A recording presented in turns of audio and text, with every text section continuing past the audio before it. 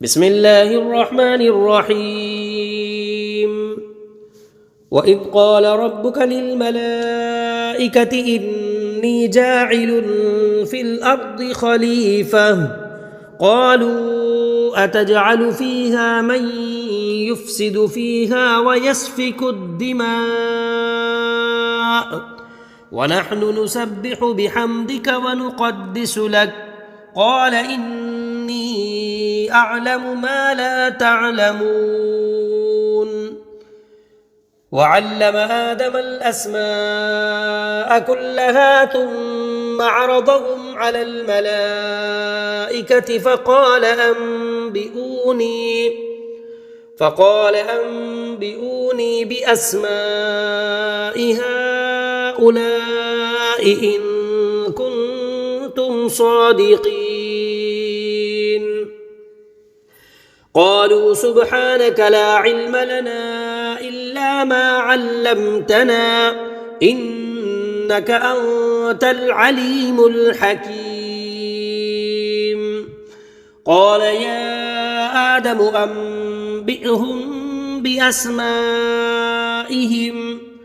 فلما أنبأهم بأسمائهم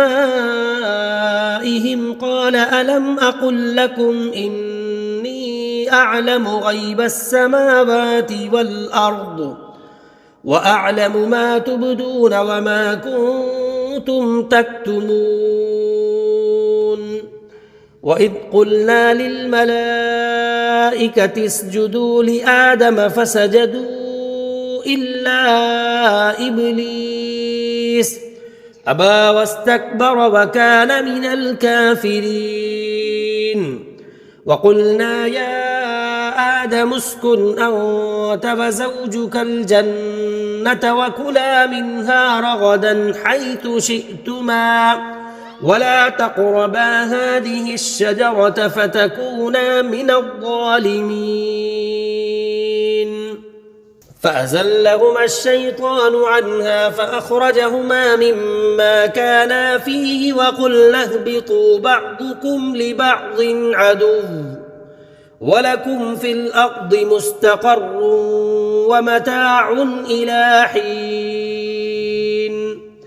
فتلقى آدم من ربه كلمات فتاب عليه إنه هو التواب الرحيم.